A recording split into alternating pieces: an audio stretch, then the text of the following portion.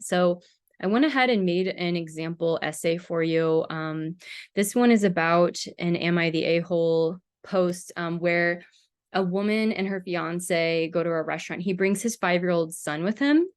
And while they're at the restaurant, it's like a fancy restaurant. The dad starts singing happy birthday. Her fiance is the dad. And then the server brings out a cake, and the woman is really embarrassed. She's like, this is so humiliating. I've never been so humiliated. Please stop singing. This is a fancy restaurant. You're not supposed to bring kids to fancy restaurants. And so anyway, I wrote a paper in response to that.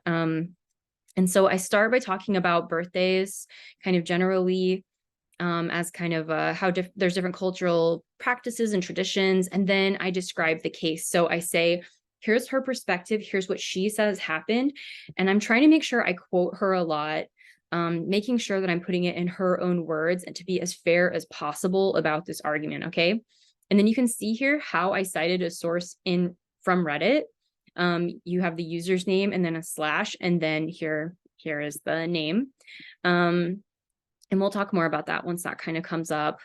And then the second paragraph, I'm describing her fiance's point of view. I have to speculate a little bit because he didn't actually write his perspective.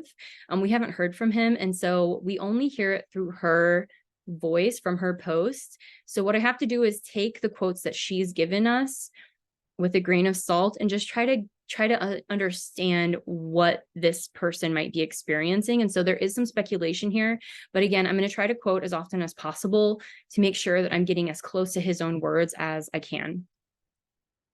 Okay, and then I'm going to move into my argument. I start with a counter argument, actually, where I'm trying to understand her perspective as much as possible. Why is it that she thinks that maybe it's not okay to bring kids to fancy restaurants?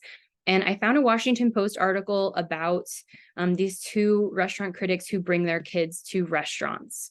So I was able to find something pretty specific that is about the same topic.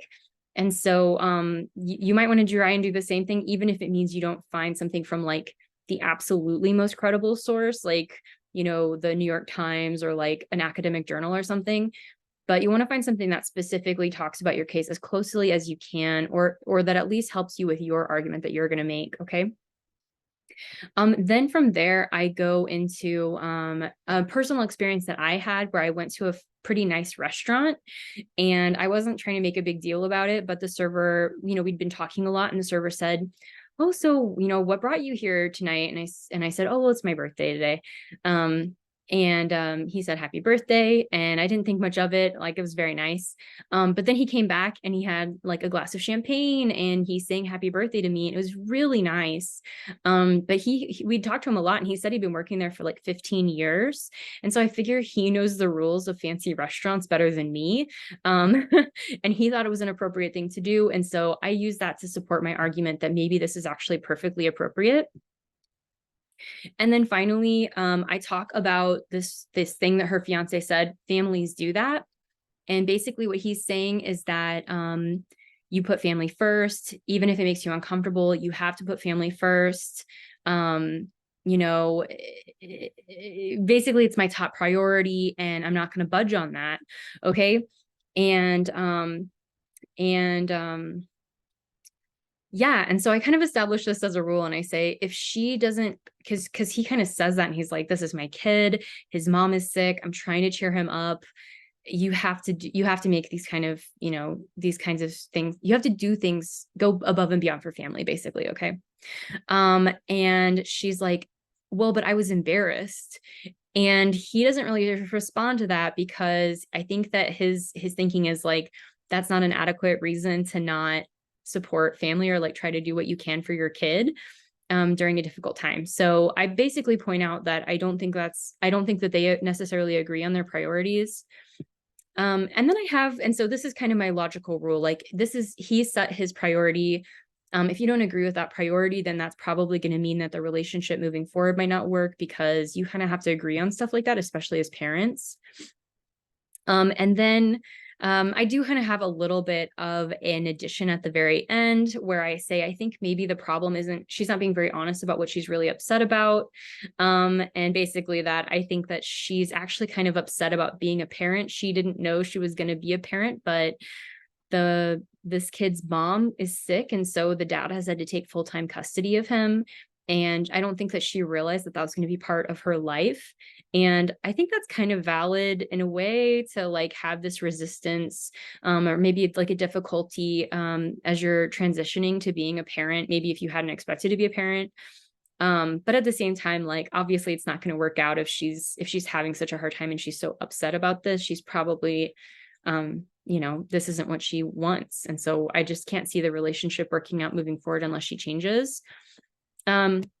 So yeah, I do conclude that she is the a-hole in this situation, that she was wrong. And I try to be as fair as possible and like try to see from her perspective as much as I can. But at the same time, I think I come up with a pretty strong argument about why she did something wrong in this situation. Okay. And then here you can see my works cited page. This is how I cite Reddit. You start with a username, title, or this is also the question, am I the a-hole for? And then whatever that is. Then you just put Reddit in italics, the date, and then the URL. This is my article from a news website, the authors, the title, the news, the name of the newspaper, the date that the post was published. And then here's the URL, and then I have accessed at the very end. And so hopefully by looking at this, this will help you understand, what the paper should be. We have a 375 word peer review draft due on the 15th.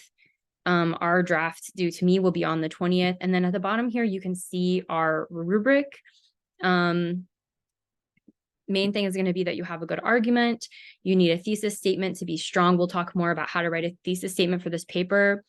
Organization, you want to make sure that you've really balanced the paper so that it doesn't feel like way too much on one side when you're summarizing, but then also that you have good organization of your supports.